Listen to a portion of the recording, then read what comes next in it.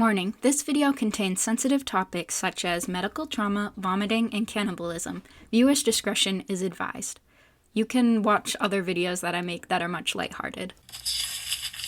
Hello everyone, and thank you for sticking around after the warning. I know it was a little scary, but this is actually an oil painting that I'm doing today. As you saw, I first washed the canvas. I did the sketch previously. This is an oil painting on 16 by 20 inch canvas. And it's supposed to describe what it's like growing up chronically ill and the lengths you go to feel better. And this is probably to date one of the creepiest paintings I've ever made, as it shows a child me sitting at a restaurant booth sitting in front of a plate of a stomach, and this is a human stomach. And I've had stomach issues since I was born, and I've been to doctor and tried many different treatments. Now, I have never resorted to cannibalism, but actually there is been history of cannibalism for medical reasons for a very long time. It's started in ancient Rome, when gladiators would lose a lot of blood during the battles, and they would drink blood. And yeah, that's horrifying, but that's what they did. And it was a legend to do that sort of thing. It hit its peak in the 16th century, and it was practiced widespread in Europe, like Germany, France, Italy, and England. And they began stealing people's bodies from graves. And, I'd honestly think that would make it worse. But that's what they did. And they sold body parts to treat many types of illnesses. And they would sell the body parts as a cure for whatever body part ailed you, like a liver to treat liver disease. You get chronic migraines, a piece of brain. You have eye issues, an eyeball. Yes, they did that. It was very common practice in the 16th century. And I feel like it proves that chronically ill people have really been struggling since the beginning for treatment at all and to be taken seriously. And we've also been abused by the medical system since the beginning for our willingness to try anything to feel better. We often become guinea pigs to try any new treatment they can offer us. And if they say it works, why wouldn't we believe them? And obviously, the body parts did not work, but it was still common practice, and people around the world started selling body parts because, it made them money and they didn't care about what happened to people. So that's what I was trying to convey through this painting, is the willingness and lengths chronically ill people will go to feel relatively normal.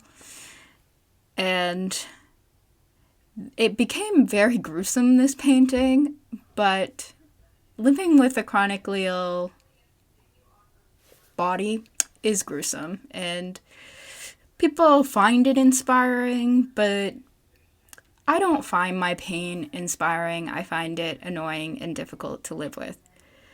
So a lot of my paintings kind of go deeper into the feelings I have about being chronically ill, because I don't know how to say them out loud, because I have people go, "Oh, I could never, I feel so bad for you, I'd off myself." I've had people say that to me. And I've also had people go, "Wow, you're so strong, you're the strongest person I've ever met." And both of those things have never helped me feel normal. They make me feel worse about myself, because I'm not strong. I was not given a choice. I just do this. This is my life. And I am one of those people who've tried everything I could to feel better. And granted, did not eat organ meat. I do not plan on doing that. Ever. But I have tried a lot of dangerous treatments and experimental treatments, and yeah, I but there comes a point where the treatments, you just feel like you've done everything you can. You just gotta live. This is life. So this is kind of how I felt as a kid, which is my lengths I would go to feel better. I trusted every doctor I went to. I did all the things they said. I went gluten-free, I went dairy-free, I did the colonoscopy, I did the endoscopy, I went to therapy, I did anxiety medication, I did Miralax, and I did everything they said, and none of it ever worked. Granted, they were not diagnosing me with the right thing as a child, and they said I was just lactose intolerant, but I really have gastroparesis, which is delayed gastric emptying. So my stomach can't digest food at a normal pace, and it rots inside me, making me nauseous and sick and underweight. And I did try everything that they said to do. And as an adult, I've kind of given up, but not really. I just want to live. I don't want to live by the rules of treatment, the trying new doctors, trying new treatment options. But as a sick kid, I had trust in doctors, so that's what I did, and I listened. And I feel like all chronically ill people can relate to that at some point and then stop trusting doctors and then going to extreme lengths to feel better, because you see all the ads for like, this cured my blank blank. No, it didn't. There is no cure for that. But there's always new product out, a new vitamin, a new supplement, a new surgery or whatever that isn't approved yet. And, some of us do go to those lengths because pain is very bad, and it affects your mental health. And doctors often blame the pain on the mental health, but it's hard to know which one came first, the mental health or the pain. And oftentimes they don't care which came first, and they just were like, mental health, which just makes you feel even more crazy and more willing to try crazy out there treatments. And that's how I feel a lot of the times, but I feel like I'm getting better. Not health-wise, but with trying less crazy things. I thoroughly research every prescription a doctor gives because, you know what? I trusted them when I was a teenager to know what meds interacted. Apparently don't do that because I went into like a serotonin deficiency because they gave me a medication that limits your serotonin, which is a terrible idea to give someone who is already depressed. But yeah, and they didn't think to tell me that. They didn't research. So I definitely recommend doing your own research first, because no one else is gonna do it for you. And even though it is Rare Disease Day when I'm actually recording this, which is a shout out to myself and all the rare disease people out there, this really applies to every single person with a chronic illness, especially AFAB people, because you're taken less seriously instantly as a woman, and often it gets blamed on mental health, or it's blamed on your period or your hormones, and sometimes that is correct, but can we not jump there first? Like, they had to give me so much hope. They're like, you'll be fixed if you go on birth control. Nah, dude, I went on birth control, gained a lot of weight, which was good because I was severely underweight, but it did not help any of my symptoms. I just still felt sick and I gained weight, so yeah, they really love to do that. They just love to blame woman for everything. But anyway, that again goes, you go out of your way to find treatment options. And if you can't relate, tell me what doctor you're seeing, because I need to see them. Because I'm extremely jealous and I want that in my life.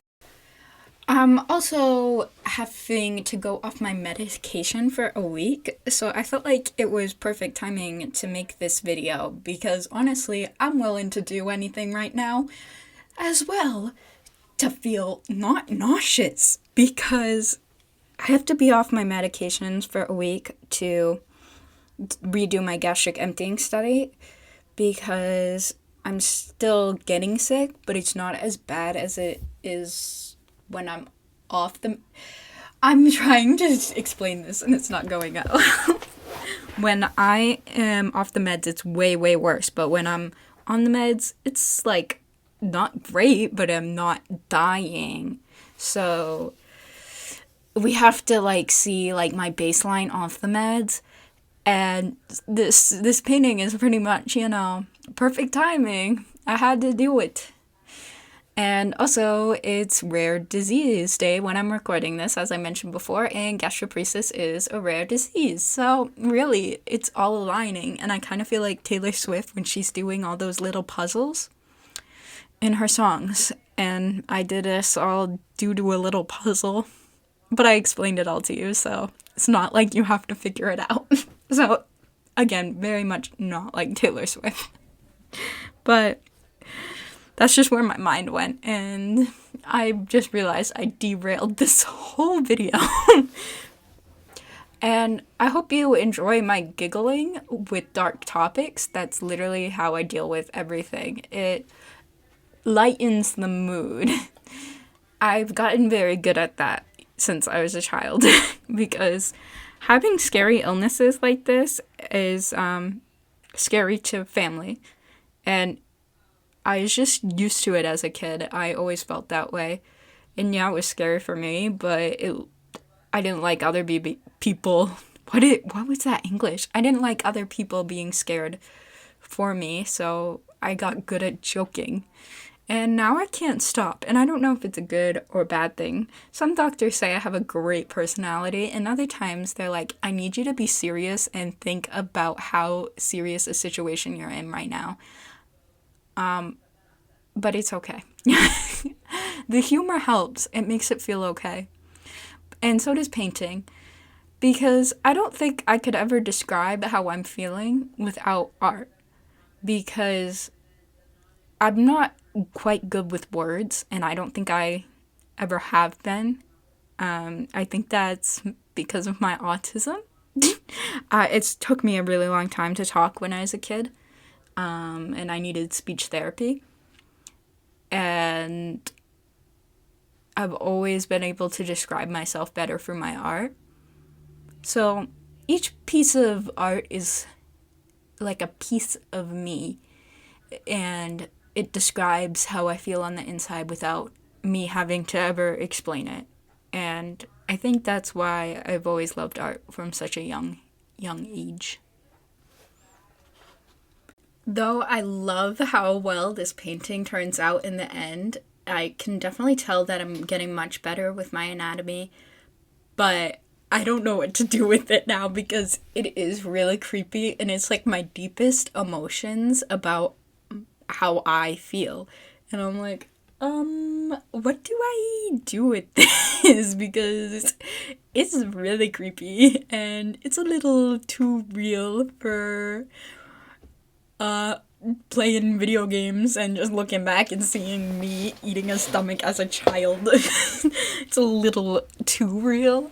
No idea where I'm gonna put it. It's still drying, but it's finished now. Oil paint just takes forever to dry, so for now it's just living on my easel, and it kind of creeps me out. But it's like very understanding of my emotions, but it's creepy. If you get my drift. As there was a warning at the beginning of this for the discussions that we had, and also just the creepiness of the painting and the stomach organs. But if you don't look at the stomach, it just looks like a sad girl in a restaurant. And to be honest, that's pretty much what I always was, because going to restaurants always scared me as a kid. I'd always have tantrums and I'd refuse to go. And even if it was for someone else, because I was scared I was gonna vomit in the bathroom. And guess what? That actually usually did happen. And ironically, I grew up in a restaurant because my mom was manager and I was sick all the time. So I spent like the mornings helping her get ready the restaurant and stuff. So yeah, you think it would bring me calm. It's this weird sort of feeling. I guess all restaurants bring me unease, but it's weird to explain. As I said, I'm not good with words, and thus the painting. It literally shows how I feel about restaurants and being chronically ill. I cannot describe it in words, but I tried my best for this video, and I think I did a good job in the beginning, especially going over the history of medical cannibalism, which I'm glad people don't do that anymore. They did, though, switch from robbing human graves to eating the parts from an animal, which is a little bit better. I think they stopped altogether now. But, of course, some people still try it. Not humans, though. At least I hope.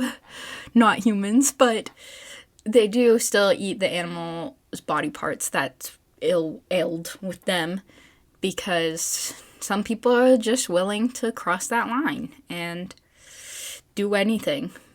I don't think it would work, but if that's how willing people are to do anything. And yeah, it's very deep and murky feelings.